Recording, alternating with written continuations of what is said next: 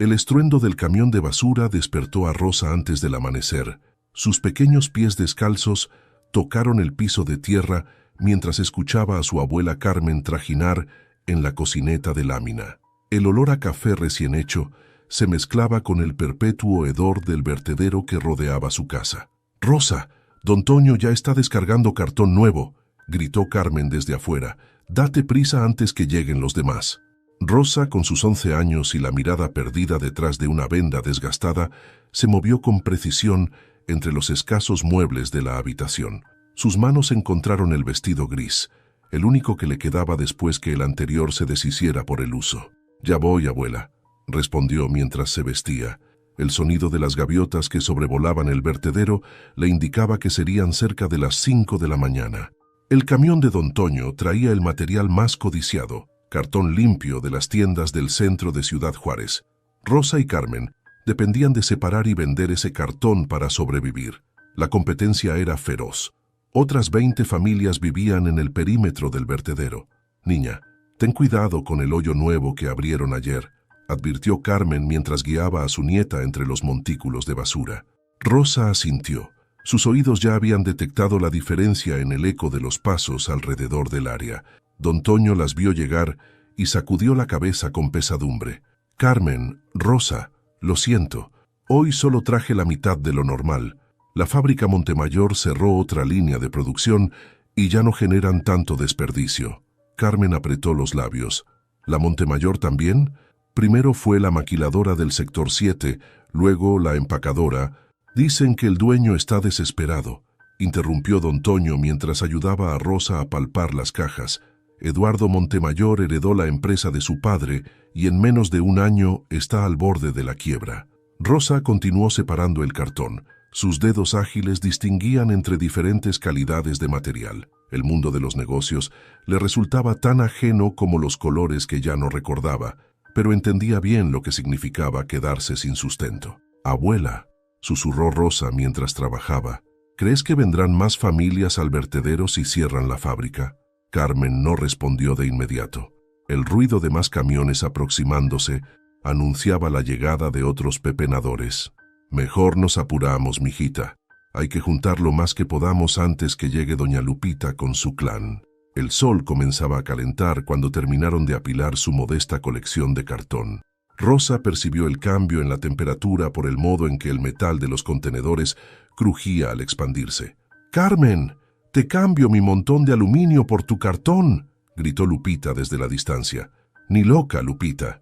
El aluminio no da ni para 2 kilos de frijoles». Rosa escuchó los murmullos de frustración de las otras familias. El vertedero se llenaba de voces tensas, de pasos apresurados, de manos desesperadas buscando algo de valor entre los desechos de una ciudad que producía cada vez menos. «Abuela», dijo Rosa mientras regresaban a su casa con el carrito chillón lleno de cartón, «¿por qué no podemos trabajar todos juntos en vez de pelearnos por la basura?» Carmen detuvo el carrito. «Ay, mi niña, porque el hambre no conoce de amistades. Pero tú sigue pensando así, que esos pensamientos son los que nos hacen diferentes a las gaviotas que solo pelean por la carroña». El resto del día transcurrió entre el sonido de cartón siendo doblado y amarrado. Rosa contaba cada bulto con sus manos, calculando mentalmente. 20 pesos por kilo, menos el transporte hasta el centro de reciclaje, menos la mordida al guardia de la entrada. «Con suerte», pensó mientras sus dedos recorrían el último bulto, «alcanzará para la medicina de la abuela esta semana».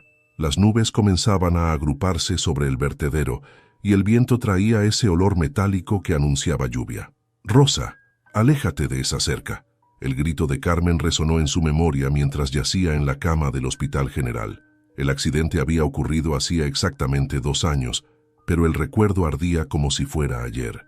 La fábrica abandonada donde jugaba con sus amigos tenía cables de alta tensión expuestos. Nadie se había molestado en señalizarlos después que la empresa se declarara en quiebra. Rosa solo recordaba el destello, el dolor agudo y después, oscuridad.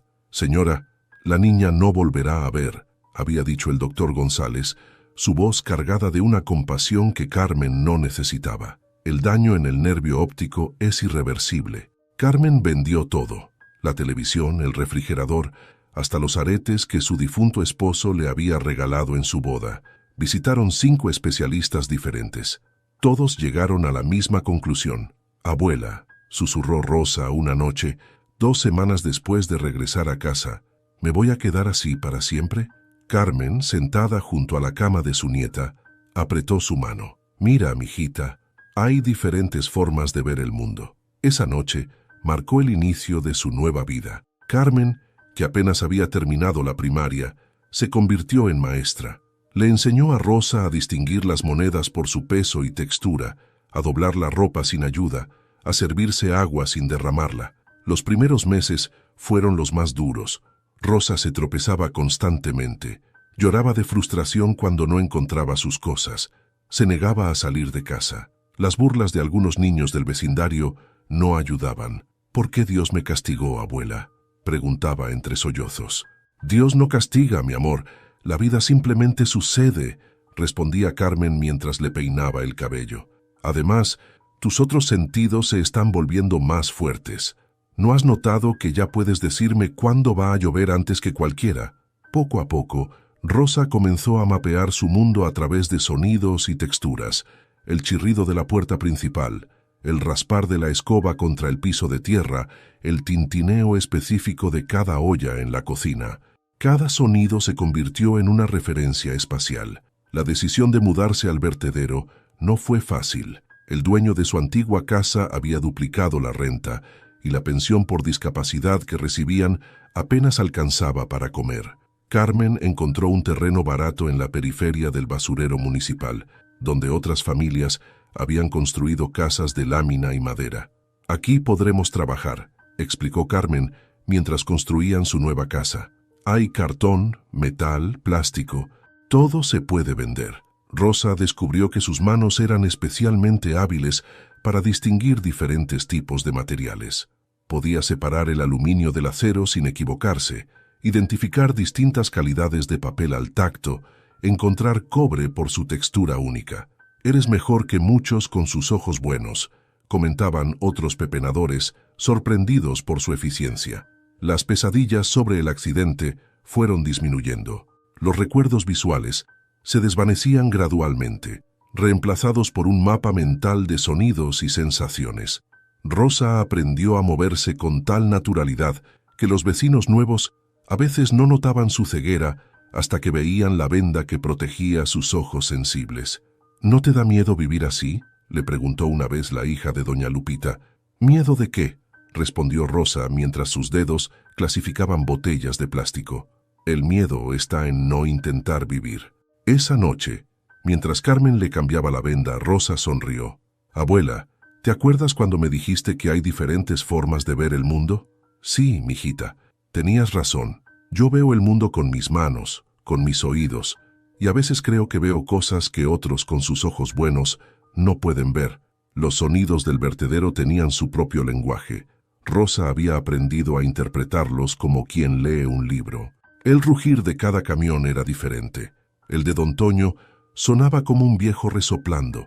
El de la compañía municipal retumbaba como truenos lejanos, y el de los compradores clandestinos se deslizaba sigiloso como serpiente entre la basura. «Viene el camión de la zona industrial», anunció Rosa una mañana, mientras desayunaban frijoles recalentados.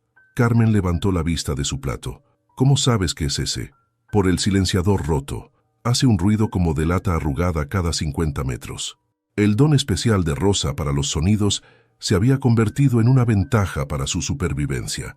Podía detectar cuando las ratas se acercaban a su despensa por el rasguño particular de sus patas contra el suelo. Sabía identificar billetes falsos por el crujido distinto del papel. Incluso había aprendido a predecir las peleas entre pepenadores por el cambio en sus respiraciones. «Rosa», gritó Juanito, el hijo de 7 años de don Manuel, «¿me ayudas a buscar las latas de aluminio? Mi papá dice que pagan mejor esta semana». Rosa se levantó de la mesa, tomando su bastón casero hecho con un tubo de PVC. «Claro, pero primero hay que esperar que pase el camión. Trae material pesado hoy, lo escucho por cómo crujen las llantas». Juanito se había convertido en su ayudante informal. Él describía los colores que Rosa ya no podía ver, y ella le enseñaba a distinguir los metales valiosos por su sonido al golpearlos. «¿Cómo le haces para no perderte?», preguntó Juanito mientras caminaban entre montículos de basura. «Escucho los ecos», respondió Rosa. «Cada montículo rebota los sonidos de manera diferente. Es como tener un mapa en los oídos». El día transcurría con su ritmo habitual cuando Rosa detectó algo inusual, un sonido que no pertenecía al vertedero. El roce suave de tela cara contra el viento, pasos inseguros de zapatos que costaban más que toda su casa. «Alguien nuevo anda por aquí», murmuró para sí misma. Los otros pepenadores también lo notaron. Los murmullos se extendieron como ondas en agua quieta. Un hombre de traje, perdido entre la basura, con la mirada desenfocada de quien ha perdido más que el camino. «Es del lado rico de la ciudad», susurró doña Lupita a su grupo. «¿Qué hace aquí?». Rosa escuchó algo más, una respiración entrecortada, el tipo de respiración que ella recordaba de sus primeros días de oscuridad. Era el sonido del miedo, de la desesperación, de alguien que ha llegado al final de su camino conocido. Las nubes comenzaron a agruparse sobre el vertedero. Rosa levantó su rostro hacia el cielo, que no podía ver. «Va a llover fuerte», anunció.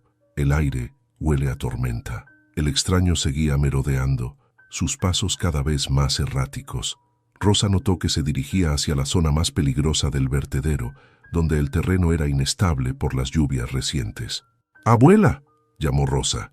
«Ese señor va hacia el área de derrumbe». Carmen dudó. No era su costumbre meterse en asuntos ajenos, pero algo en la voz de su nieta la hizo prestar atención. «Déjalo», dijo alguien. «Cada quien sus problemas». Pero Rosa ya había empezado a caminar en dirección al extraño, guiada por el sonido de sus pasos. La lluvia comenzó a caer, primero como susurro, luego como cortina de ruido que amenazaba con ahogar todos los demás sonidos. Y entonces, entre el caos de la tormenta naciente, Rosa escuchó algo que le heló la sangre, un sollozo, un llanto de hombre adulto, el tipo de llanto que solo surge cuando se ha perdido toda esperanza. La lluvia arreció, y con ella la certeza de Rosa de que ese día cambiaría más que solo el clima del vertedero. Eduardo Montemayor observaba los números rojos en la pantalla de su computadora. La fábrica de calzado Montemayor, fundada por su padre hace 40 años, agonizaba frente a sus ojos. «Los asiáticos nos están matando», explicó a la junta directiva esa mañana. «Producen a 1/3 de nuestro costo». El salón de juntas, con sus ventanales que dominaban la zona industrial de Ciudad Juárez, se había convertido en escenario de su fracaso personal. Las corbatas caras y los trajes a medida no podían ocultar el miedo en los ojos de los ejecutivos. «Tenemos que cerrar la línea de producción B», anunció Roberto, el director financiero. «No hay otra opción. Son 200 familias», protestó Eduardo, pasándose la mano por el cabello prematuramente encanecido. A sus 42 años, las arrugas en su frente delataban el peso de las decisiones imposibles. «Tu padre hubiera tomado la decisión hace meses», espetó Roberto. «El sentimentalismo no paga las deudas». La mención de su padre fue como una puñalada. Don Augusto Montemayor había construido el imperio desde cero, comenzando con un pequeño taller. «La calidad mexicana puede competir con cualquiera», solía decir. Ahora, apenas 2 años después de su muerte, todo se desmoronaba. Eduardo recorrió la planta de producción esa tarde. El ruido de las máquinas, antes símbolo de prosperidad, ahora sonaba como un réquiem industrial. Los trabajadores evitaban su mirada. Los rumores de cierre se habían filtrado. «Don Eduardo», lo abordó María, una operadora con 20 años en la empresa. «¿Es cierto que van a cerrar?». «Solo son ajustes temporales», mintió, odiándose por cada palabra. En su oficina los avisos de embargo se acumulaban. El banco había congelado las líneas de crédito. Los proveedores exigían pagos por adelantado. La prestigiosa marca Montemayor, que había calzado a generaciones de mexicanos, se desvanecía como huella en la arena. «Tu padre estaría decepcionado», le había dicho su madre en la última cena familiar. Él nunca hubiera permitido esto. Eduardo condujo hasta tarde esa noche, sin rumbo fijo. Las calles de Ciudad Juárez, con sus contrastes brutales entre opulencia y miseria, parecían burlarse de su situación. Terminó en una zona desconocida, donde el asfalto cedía paso a caminos de tierra.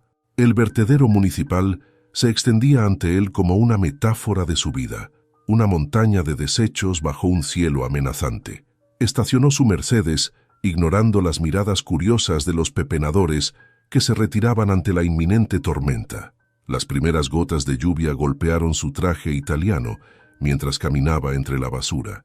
¿Qué diría su padre de verlo así? ¿Qué dirían los 200 empleados que pronto perderían su sustento? Un sollozo escapó de su garganta, mezclándose con el ruido de la lluvia. Las lágrimas, que había contenido durante meses, finalmente brotaron. No notó que sus pasos lo llevaban hacia una zona inestable del terreno. No notó la figura pequeña que se acercaba, guiada por el sonido de su llanto. La tormenta arreció, y Eduardo Montemayor, heredero de un imperio en ruinas, lloró como no lo había hecho desde la muerte de su padre, sin saber que su salvación vendría de la persona menos esperada. Los documentos de quiebra esperaban sobre el escritorio de Caoba. Eduardo los miraba fijamente, como si pudiera cambiar su contenido con la fuerza de su voluntad. El reloj de la oficina marcaba las 3:47 de la madrugada. 782 millones de pesos, murmuró, repasando la cifra total de la deuda. El número bailaba frente a sus ojos cansados, burlándose de cada decisión que lo había llevado a este momento. Su celular vibró. Era otro mensaje de Roberto. La Junta espera la firma mañana a primera hora. No hay más tiempo. En el cajón superior del escritorio, junto a la pistola que su padre siempre guardaba allí, encontró el último balance de la empresa. Hojeó las páginas amarillentas de años anteriores. La fábrica Montemayor había empleado a más de 1000 personas en su mejor momento. 2 generaciones, pensó mientras servía otro whisky. 2 generaciones de familias que dependían de nosotros. El alcohol no ayudaba a ahogar los recuerdos. Su padre recorriendo la fábrica cada mañana, saludando a cada trabajador por su nombre. Las fiestas de Navidad donde todos, desde el gerente hasta el personal de limpieza, celebraban juntos. El orgullo en los ojos de los empleados cuando un par de zapatos Montemayor aparecía en algún aparador de lujo. Su teléfono volvió a vibrar. Esta vez era un correo del banco. Último aviso antes de proceder legalmente. Eduardo abrió el cajón nuevamente. La pistola de su padre brillaba bajo la luz mortecina de la lámpara. La tocó brevemente, sus dedos reconociendo el frío del metal. No, susurró, cerrando el cajón de golpe.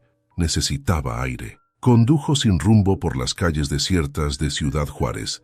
Las luces de neón de los bares parpadeaban como señales de advertencia. Pasó frente a la casa de su madre, pero no se detuvo. No podía enfrentar otra mirada de decepción. El Mercedes se detuvo finalmente frente al vertedero municipal. La ironía no se le escapaba. Todo lo que su padre había construido terminaría como la basura que tenía ante sus ojos. La lluvia comenzó a caer mientras caminaba entre montículos de desperdicios. Su traje de diseñador, que antes le daba un aire de autoridad, ahora chorreaba patéticamente bajo la tormenta. «¿Qué hago, papá?», murmuró al cielo encapotado. «¿Cómo arreglo esto?». Sus zapatos italianos se hundían en el lodo mientras avanzaba sin rumbo. Vio figuras moviéndose en la distancia, los habitantes del vertedero buscando refugio de la tormenta.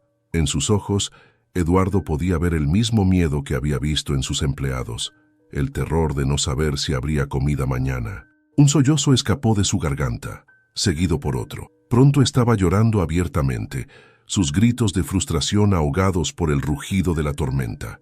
No notó que se acercaba al borde de un barranco artificial, donde la basura acumulada formaba una pendiente traicionera. Tropezó y por un momento el vértigo lo invadió. ¿Sería tan malo? Un accidente en el vertedero, el seguro pagaría las deudas. Fue entonces cuando escuchó una voz pequeña pero clara, cortando a través de la lluvia. «Cuidado, el suelo no es firme ahí». Eduardo se detuvo en seco. A través de la cortina de lluvia, distinguió una figura pequeña que se acercaba con pasos seguros, a pesar de la oscuridad y el terreno traicionero. «Necesita alejarse de ahí», dijo la voz. «Esa parte se derrumba cuando llueve fuerte». La niña no tendría más de 11 años. Llevaba un vestido gris desgastado y una venda sobre los ojos. Sus pies descalzos se movían con sorprendente precisión entre los charcos y la basura. ¿Cómo? Comenzó Eduardo, pero su voz se quebró. Los sonidos, respondió Rosa, como si fuera lo más natural del mundo. El eco de la lluvia cambia cuando el terreno está suelto. Escucha, suena hueco. Un relámpago iluminó el vertedero, seguido por el estruendo del trueno. Eduardo retrocedió instintivamente del borde, tropezando en el proceso. Sus rodillas golpearon el suelo embarrado. ¿Por qué lloras?, preguntó Rosa, extendiendo una mano pequeña y callosa en su dirección. No estoy... intentó negar Eduardo, pero otro sollozo lo traicionó. El llanto de los adultos suena diferente al de los niños, explicó Rosa. Es más pesado, como si cargaran algo muy grande dentro. La lluvia arreciaba. Rosa se acercó más, hasta que su mano encontró el hombro de Eduardo. Mi casa está cerca. No es mucho, pero al menos está seca. Eduardo quiso rechazar la oferta, pero sus piernas parecían de plomo. Se dejó guiar por esta niña ciega a través del laberinto de basura, notando cómo ella usaba su bastón improvisado para marcar el camino. La casa resultó ser una construcción de lámina y madera reciclada. Dentro, una mujer mayor preparaba café en una estufa improvisada. «Rosa, ¿qué?», comenzó Carmen, pero se detuvo al ver el estado de Eduardo. «Estaba llorando en la zona de derrumbe, abuela», explicó Rosa con simplicidad, «y viene tormenta fuerte». Carmen no hizo preguntas. Sirvió una taza de café en un vaso despostillado y se lo tendió a Eduardo. «Tome, no es café de rico, pero calienta igual». El aroma del café negro lo golpeó con una familiaridad inesperada. Era el mismo tipo que su padre servía en la fábrica cada mañana. «Mi papá», comenzó Eduardo, las palabras saliendo sin control. «Mi padre construyó algo hermoso, algo que daba vida a cientos de familias, y yo lo destruí todo». Rosa se sentó a su lado, su cabeza inclinada como si escuchara algo más allá de sus palabras. «¿Sabe? Cuando perdí la vista, pensé que el mundo se había acabado. Pero mi abuela me enseñó que mientras uno respire hay esperanza. La esperanza no paga deudas», respondió Eduardo amargamente. «No», intervino Carmen, «pero tampoco se pagan hundiéndose en el lodo del vertedero». Un silencio largo siguió a estas palabras, roto solo por el golpeteo de la lluvia contra el techo de lámina. 782 millones, murmuró Eduardo, mirando el café en su vaso despostillado. «¿Eso es mucho?», preguntó Rosa, sentada con las piernas cruzadas en el piso de tierra. Eduardo soltó una risa amarga. «Es más dinero del que verías en toda tu vida». «Ya no veo dinero de ningún tipo», respondió Rosa con una sonrisa leve. «Pero puedo reconocer cuando un billete es falso por cómo suena al doblarlo». Carmen observaba la escena desde su silla desvencijada, sus ojos moviéndose entre su nieta y el extraño empresario empapado que la tormenta había traído a su puerta. «¿De qué es su fábrica?», preguntó Rosa. «Zapatos», respondió Eduardo. «Montemayor, aunque supongo que nunca has oído hablar de ellos». «¿Montemayor?», interrumpió Carmen. «Los que hacían los zapatos escolares con garantía de 1 año». Eduardo levantó la mirada sorprendido. «Sí, esa era una de nuestras líneas principales. Rosa tuvo unos, antes del accidente», dijo Carmen. «Fueron los únicos zapatos que le duraron todo el ciclo escolar». Un relámpago iluminó la pequeña habitación. Rosa se enderezó de repente. «¡Alguien viene!». Segundos después, golpes urgentes sonaron en la puerta. Era Juanito, empapado y sin aliento. «Doña Carmen, mi papá dice que el agua está subiendo por el lado este. Necesitamos ayuda para mover las cosas». Carmen se levantó rápidamente. «Rosa, quédate con...». «No», interrumpió Rosa. «Conozco mejor los sonidos del agua. Puedo ayudar a advertir si sube demasiado rápido». Eduardo observó cómo la niña ciega se movía con decisión hacia la puerta, su bastón encontrando el camino sin vacilación. Antes de que pudiera pensarlo, se encontró diciendo: «Yo también voy». Afuera, el vertedero se había convertido en un caos de sombras moviéndose bajo la lluvia. Familias enteras luchaban por salvar sus pertenencias y materiales recolectados del agua que subía desde la parte baja del terreno. «¡Por aquí!», gritó Rosa, su oído guiándola hacia donde los sonidos de angustia eran más fuertes. Eduardo se encontró cargando cajas de cartón empapado, ayudando a mover muebles improvisados, sus zapatos italianos hundiéndose en el lodo. Sus manos, acostumbradas a firmar documentos, ahora se llenaban de callos al arrastrar láminas de metal. «El agua sube más rápido por la derecha», alertó Rosa. «Hay que movernos hacia el montículo grande». Durante horas, bajo la lluvia implacable, el empresario trabajó hombro con los pepenadores. No hubo tiempo para pensar en deudas, en la junta directiva, en el imperio cayendo. Solo existía el momento presente, la necesidad inmediata, la lucha contra el agua y el barro. Cuando finalmente la tormenta amainó, Eduardo se encontró sentado en un montículo de basura, rodeado de familias exhaustas pero agradecidas. Su traje estaba arruinado, sus manos sangraban levemente y por primera vez en meses su mente estaba clara. Rosa se sentó a su lado, su vestido gris aún más sucio que antes. «¿Sabe algo curioso?», dijo. «Cuando todos trabajamos juntos, hasta lo imposible se vuelve posible». «¿Cómo perdiste la vista?», preguntó Eduardo mientras ayudaba a Rosa a clasificar cartón la mañana siguiente.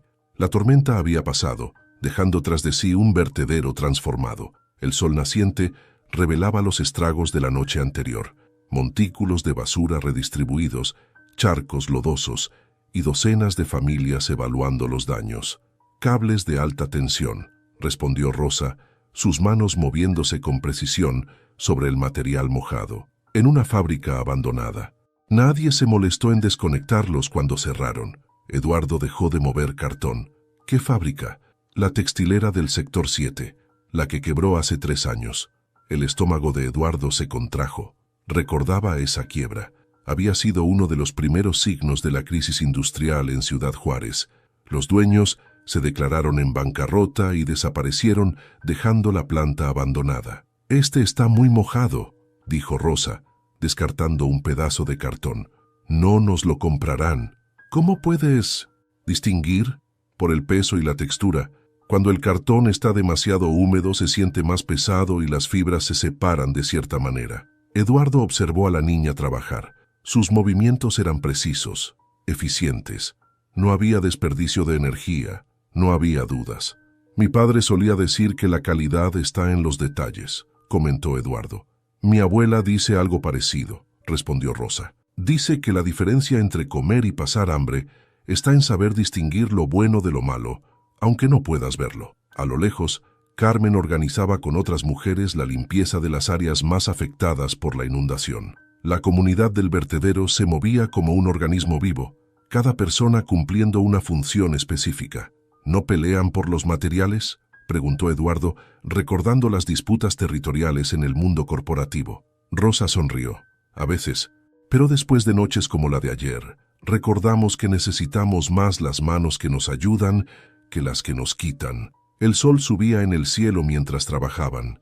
Eduardo notó que sus manos, adoloridas por el trabajo inusual, comenzaban a reconocer las diferentes texturas del cartón. Era un conocimiento nuevo, táctil, completamente diferente a los reportes y números que solían ocupar sus días. «La gente piensa que estar ciego es vivir en la oscuridad», dijo Rosa de repente. «Pero no es así. La oscuridad está llena de sonidos, de texturas, de vida. A veces pienso que antes, cuando podía ver, estaba más ciega que ahora».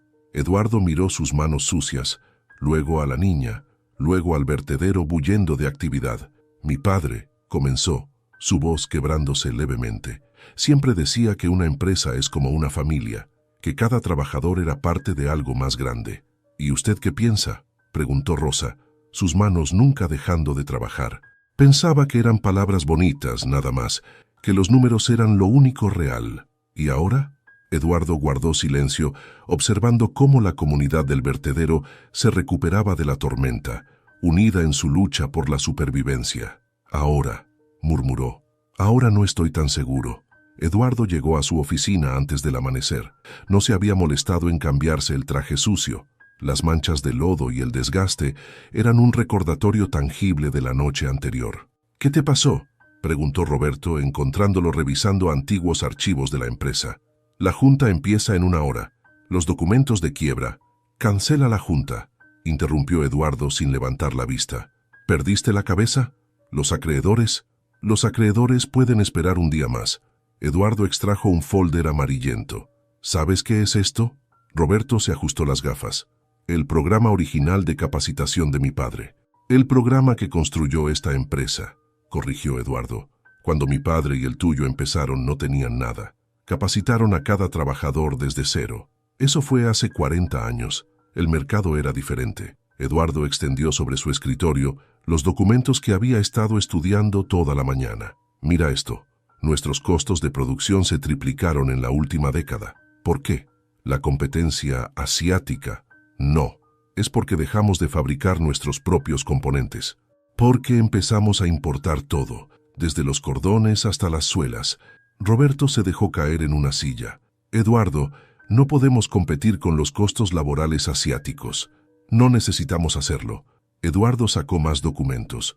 Tenemos 8 almacenes llenos de maquinaria en desuso.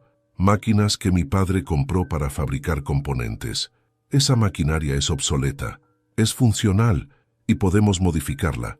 Eduardo pensó en Rosa, en cómo sus manos distinguían diferentes calidades de material. Hay personas que pueden hacer más con menos si les damos la oportunidad. ¿De qué estás hablando? De volver a lo básico, de capacitar personas que realmente necesiten el trabajo, de producir localmente, con trabajadores sin experiencia. ¿En esta economía? Eduardo recordó la eficiencia de los pepenadores, su capacidad de organización, su resistencia. Hay talento donde menos lo esperamos, Roberto. Solo necesitamos saber dónde buscar. Sacó una hoja en blanco y comenzó a escribir.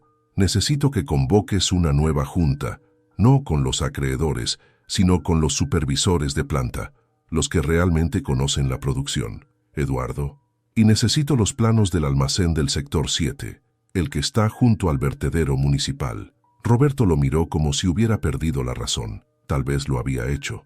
O tal vez, por primera vez en años, veía las cosas con claridad. Una última cosa, añadió Eduardo. Consígueme el contacto del Departamento de Rehabilitación del Hospital General. Necesito saber sobre programas para personas con discapacidad. A través de la ventana, el sol comenzaba a iluminar la zona industrial de Ciudad Juárez. En algún lugar, entre montañas de desechos, una niña ciega estaría comenzando su día de trabajo, sus manos distinguiendo valor donde otros solo veían basura.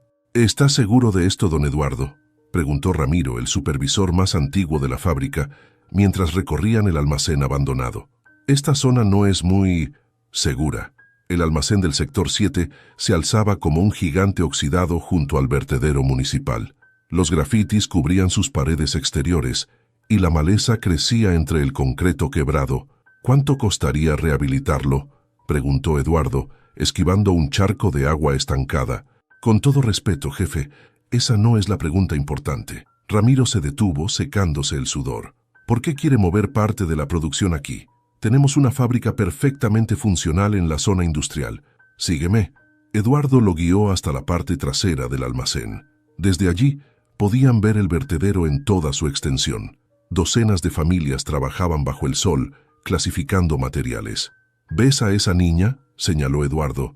Rosa estaba en su lugar habitual, sus manos moviéndose con precisión sobre una pila de materiales. Es ciega y puede distinguir 5 tipos diferentes de plástico solo por el tacto. Don Eduardo, necesitamos trabajadores, Ramiro, gente que sepa del valor de los materiales, que entienda la importancia de cada componente. Pepenadores. La incredulidad en la voz de Ramiro era evidente.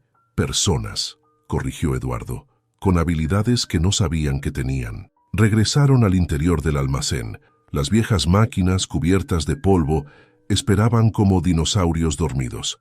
La mayoría de este equipo es para fabricar componentes básicos, explicó Ramiro, su voz mezclada con curiosidad reluctante. Suelas, plantillas, ojales. ¿Cuánto ahorraríamos produciendo nuestros propios componentes en lugar de importarlos? Ramiro hizo cálculos mentales. Si logramos que funcione, tal vez un 40%. Eduardo sonrió por primera vez en días. Empecemos con la limpieza, y necesito que prepares un programa de capacitación, algo básico pero completo, como el programa original de su padre, exactamente como ese. Mientras salían del almacén, Eduardo se detuvo. A través de una ventana rota, podía ver a Rosa enseñando a otros niños cómo identificar diferentes materiales. Una cosa más, Ramiro. Quiero que la mitad del equipo de capacitación sean personas con discapacidad, y necesitaremos adaptar algunas máquinas. Ramiro lo miró fijamente, luego al vertedero, luego de nuevo a su jefe. Lentamente, una sonrisa de comprensión apareció en su rostro. Como los viejos tiempos, murmuró, cuando su padre decía que todos merecían una oportunidad. No, Ramiro, mejor que los viejos tiempos. Es una locura, sentenció el presidente del banco, dejando caer el folder sobre la mesa de juntas, completamente descabellado. Eduardo permaneció de pie, enfrentando a la junta directiva y los principales acreedores. Las pantallas detrás de él mostraban el nuevo plan de reestructuración de Calzado Montemayor. Es innovador, corrigió. Y más importante, es viable. ¿Viable? Roberto soltó una risa nerviosa. ¿Quieres contratar pepenadores, usar maquinaria obsoleta y convertir un almacén abandonado en planta de producción? Quiero aprovechar talento no convencional, rehabilitar equipo que ya poseemos y expandir nuestras operaciones a una zona que necesita desarrollo. El representante del sindicato, que hasta entonces había permanecido callado, se inclinó hacia adelante. ¿Qué hay de los trabajadores actuales? Nadie perderá su empleo, respondió Eduardo. Al contrario, necesitaremos supervisores experimentados para el programa de capacitación. Proyectó nuevas diapositivas, planos del almacén rehabilitado, estudios de costos, proyecciones de producción. La maquinaria que tenemos almacenada puede producir el 80% de nuestros componentes básicos. Con modificaciones mínimas, podemos adaptarla para trabajadores con diferentes capacidades. ¿Y el costo de estas modificaciones?, preguntó el banquero. Menos de lo que gastamos en un mes de componentes importados. Eduardo mostró más números. Además, calificamos para subsidios gubernamentales por emplear personas con discapacidad. Eduardo, interrumpió Roberto, aunque todo esto funcionara, los números siguen sin cerrar. La deuda, por eso propongo una reestructuración total. Eduardo enfrentó directamente al presidente del banco. Ustedes convierten parte de la deuda en acciones. Nosotros aportamos los activos existentes y el conocimiento técnico. ¿Quieres que nos convirtamos en socios de este experimento? Quiero que inviertan en una solución que beneficia a todos. Eduardo proyectó su última diapositiva, el programa de capacitación original de su padre, actualizado y expandido. No estamos creando solo una fábrica, estamos creando una escuela de oficios, un centro de rehabilitación laboral y una planta de producción sustentable. El silencio se apoderó de la sala. El representante sindical fue el primero en hablar. Los trabajadores apoyarían esto, especialmente si significa mantener la producción en México. El banquero hojeaba los números nuevamente, su ceño fruncido en concentración. Las proyecciones financieras son interesantes, especialmente con los subsidios gubernamentales. Denme 3 meses, propuso Eduardo. Una línea de producción piloto. Si funciona, expandimos. Si falla, dejó la frase en el aire. Roberto lo miró fijamente. ¿Y si falla? Entonces procedemos con la quiebra, pero al menos habremos intentado algo diferente. El presidente del banco se levantó lentamente. 3 meses, Montemayor. Ni un día más. Mientras la junta se disolvía, Eduardo permaneció en la sala mirando por la ventana hacia el vertedero distante. En algún lugar entre esas montañas de desechos, una niña ciega le había enseñado a ver posibilidades donde otros solo veían basura. ¿En qué estás pensando?, preguntó Roberto, el último en salir. En que mi padre tenía razón, respondió Eduardo. La calidad mexicana puede competir con cualquiera. Solo necesitábamos recordar dónde buscarla. ¿Una fábrica?, preguntó Carmen, sosteniendo la taza de café con manos temblorosas. ¿Aquí? Eduardo había regresado al vertedero, esta vez en ropa de trabajo. El contraste con su primera visita no podía ser mayor. El almacén abandonado, explicó. Lo convertiremos en una planta de producción y necesitamos gente que sepa de materiales. Rosa, sentada en su lugar habitual, inclinó la cabeza. ¿Por eso ha estado midiendo el ruido de las máquinas viejas? Eduardo la miró sorprendido. ¿Cómo? Los motores eléctricos tienen un zumbido específico cuando los prueban. Lo he estado escuchando toda la semana. Precisamente por eso te necesitamos, sonrió Eduardo. Tu capacidad para distinguir materiales y sonidos es exactamente lo que buscamos para control de calidad. Carmen se puso de pie abruptamente. ¿Mi nieta? ¿En una fábrica?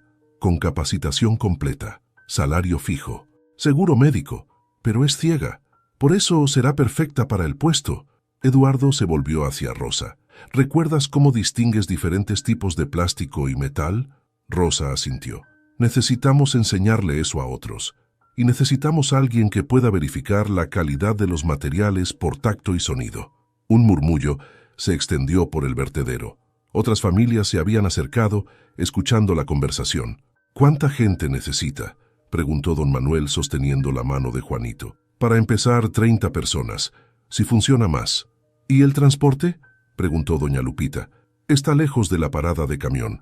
Habrá transporte de la empresa y comedor subsidiado.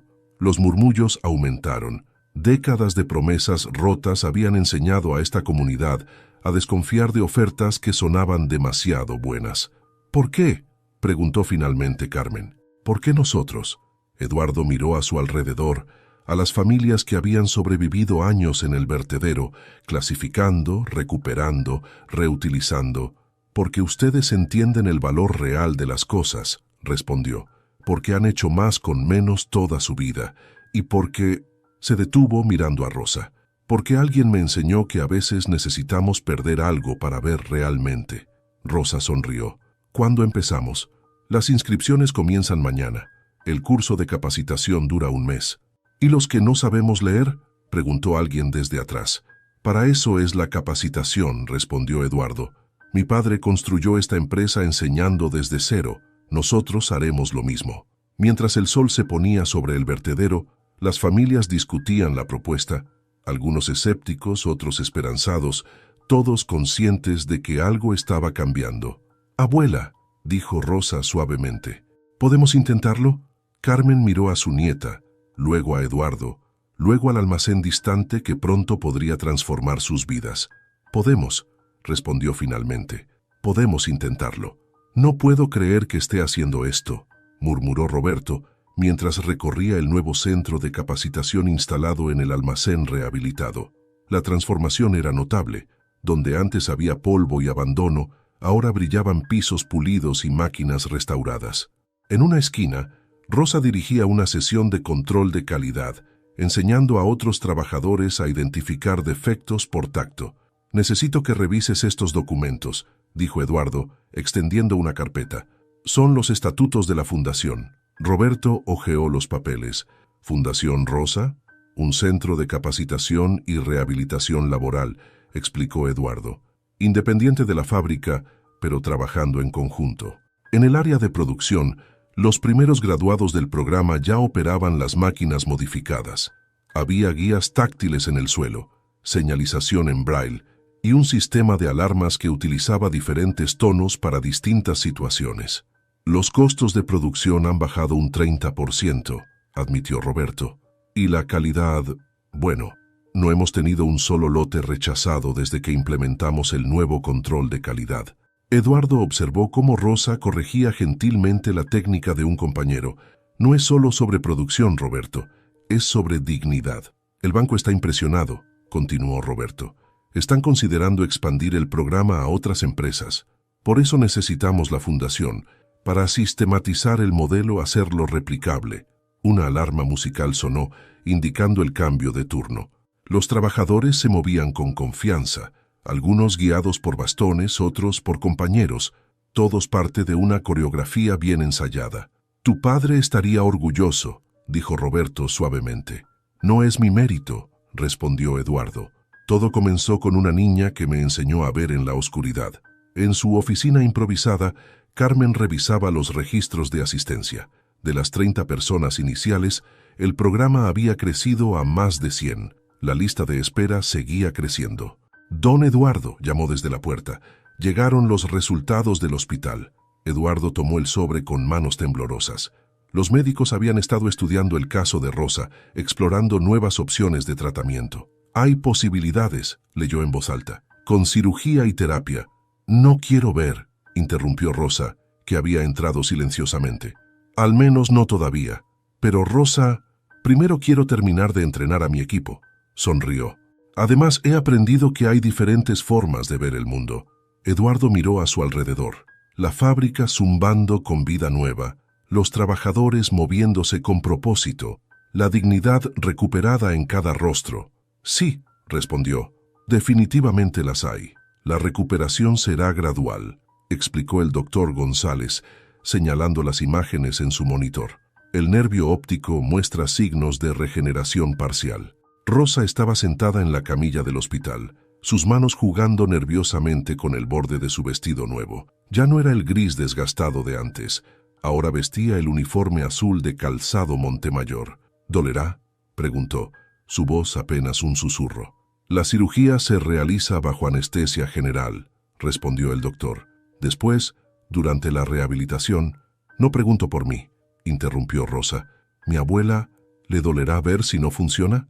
Carmen, sentada junto a ella, apretó su mano. Eduardo, de pie en una esquina de la consulta, sintió un nudo en la garganta. Los costos están cubiertos por el seguro de la empresa, intervino, aclarándose la voz, y la fundación garantiza tu puesto, independientemente del resultado. ¿Y mi equipo?, preguntó Rosa. Están a mitad del entrenamiento. Lupita puede supervisar mientras te recuperas, respondió Carmen. La has entrenado bien. El doctor González revisó su calendario. Podemos programar la cirugía para el próximo mes. Eso te da tiempo para organizar todo. Rosa asintió lentamente.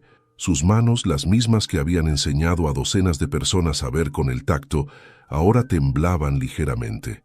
«¿Puedo pensarlo?» «Por supuesto», respondió el doctor. «La decisión es tuya».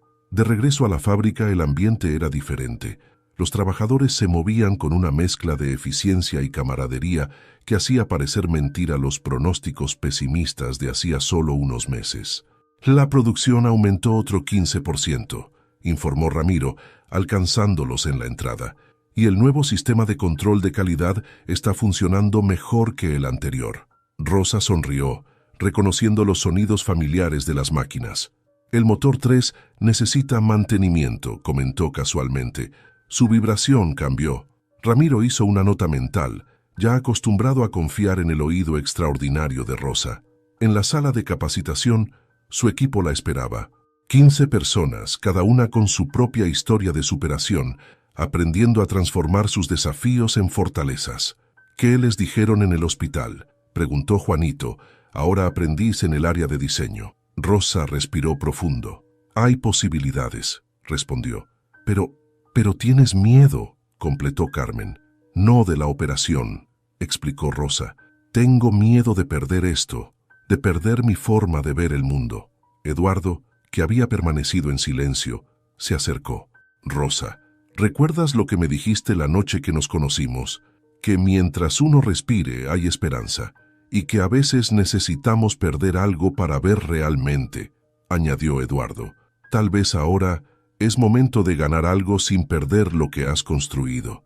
La sala de recuperación estaba en silencio cuando Rosa comenzó a despertar. Sus ojos, vendados tras la cirugía, pesaban como plomo. «Abuela», susurró. «Aquí estoy, mijita». La mano callosa de Carmen encontró la suya. «¿Funcionó? Hay que esperar», respondió el doctor González desde algún lugar cercano. «La inflamación debe bajar antes de hacer las pruebas». Los días siguientes fueron un ejercicio de paciencia. Rosa escuchaba el ir y venir de las enfermeras, los pitidos de los monitores, los murmullos de otros pacientes. Su mundo seguía siendo de sonidos, pero ahora cargados de expectativa.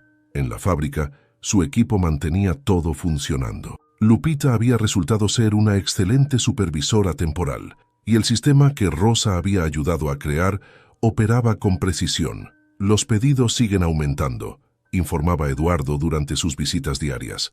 El banco aprobó la expansión del programa a 3 fábricas más. Una semana después llegó el momento. El doctor González comenzó a retirar las vendas lentamente. «Mantén los ojos cerrados hasta que te diga», instruyó. «La luz será intensa al principio». Carmen apretaba su mano. Eduardo, de pie junto a la ventana, contenía la respiración. «Ahora abre los ojos muy despacio». Rosa obedeció. Al principio, todo era una mancha brillante y dolorosa. Poco a poco, las formas comenzaron a definirse. «¿Qué ves?», preguntó el doctor. «Sombras, colores». Su voz temblaba. «Abuela, creo que veo tu cara». Las lágrimas corrían por las mejillas de Carmen. «¿Me ves, mijita?» «Borroso, pero sí». Rosa parpadeó varias veces. Eres más bonita de lo que recordaba. El doctor realizó algunas pruebas básicas. La recuperación es parcial, como esperábamos. Necesitarás terapia y posiblemente otra cirugía más adelante. ¿Puedo seguir trabajando?, fue la primera pregunta de Rosa. Con precauciones, respondió el doctor. Tu visión no será perfecta, pero combinada con tus otras habilidades, será más que suficiente, completó Rosa. Cuando finalmente regresó a la fábrica, sus compañeros la recibieron con un aplauso contenido, conscientes de no abrumarla con ruido excesivo. ¿Cómo se ve?, preguntó Juanito, ansioso. Rosa miró a su alrededor, absorbiendo los detalles del lugar que había aprendido a navegar en la oscuridad, las máquinas, los pasillos marcados, los rostros de sus compañeros. Diferente, respondió, pero no mejor ni peor, solo diferente. Se acercó a su estación de trabajo, sus manos encontrando automáticamente los materiales. Cerró los ojos por un momento, dejando que sus dedos reconocieran las texturas familiares. ¿Sabes algo?, dijo a nadie en particular. A veces necesitamos ver con los ojos para valorar lo que aprendimos a ver con el corazón. Un año después, el vertedero municipal lucía irreconocible. Donde antes había montañas de basura, ahora se alzaba un centro comunitario de la Fundación Rosa, con talleres de capacitación y una clínica de rehabilitación. ¿Lista para la ceremonia?, preguntó Eduardo, ajustando su corbata frente al espejo del nuevo auditorio. Rosa, con su visión parcialmente recuperada y sin la venda que la había acompañado durante años, revisaba su discurso en braille.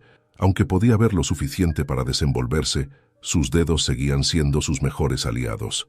«Todavía no puedo creer que vayan a replicar el modelo en otras ciudades», respondió. La sala comenzaba a llenarse. Empresarios, funcionarios gubernamentales y, más importante aún, familias enteras del vertedero, ahora empleados capacitados y dignificados. Carmen, vestida con un traje sastre que jamás hubiera imaginado poder comprar, organizaba a los graduados de la última generación del programa. «Don Eduardo», llamó Ramiro desde la puerta. Los directivos del banco ya llegaron. El presidente del banco, el mismo que había calificado el proyecto de locura un año atrás, estrechó la mano de Eduardo con genuino respeto. «Los números hablan por sí solos, Montemayor. 30% de reducción en costos, 0 defectos en producción y el programa de inclusión más exitoso del país». Rosa se puso de pie para iniciar la ceremonia. Su voz, antes tímida, ahora resonaba con autoridad. «Hace un año alguien me preguntó por qué no podíamos trabajar todos juntos en vez de pelear por la basura», comenzó. Hoy esa pregunta ha encontrado su respuesta. Las pantallas mostraban imágenes del antes y después. El vertedero transformado, la fábrica modernizada, las vidas cambiadas. Pero esto no es una historia sobre ver u oír, sobre capacidad o discapacidad, continuó Rosa. Es una historia sobre dignidad, sobre reconocer el valor en cada persona, en cada material descartado, en cada oportunidad perdida. Eduardo, desde su asiento, recordó aquella noche de tormenta cuando una niña ciega le había enseñado a ver más allá de los números. La verdadera riqueza, concluyó Rosa, no está en lo que producimos, sino en cómo nos transformamos unos a otros. El aplauso fue ensordecedor. En la primera fila, Carmen lloraba silenciosamente. Junto a ella, Juanito, ahora jefe del departamento de diseño juvenil, sonreía con orgullo.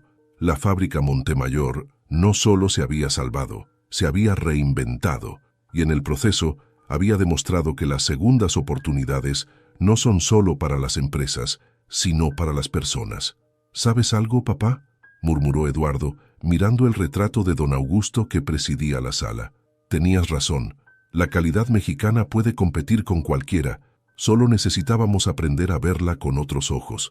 Y así, en un rincón de Ciudad Juárez, donde antes solo había desechos y desesperanza, ahora brillaba un faro de innovación y dignidad, recordando al mundo que las mejores historias de éxito no siempre comienzan en las salas de juntas, sino en los lugares más inesperados, guiadas por la sabiduría de quienes han aprendido a ver en la oscuridad.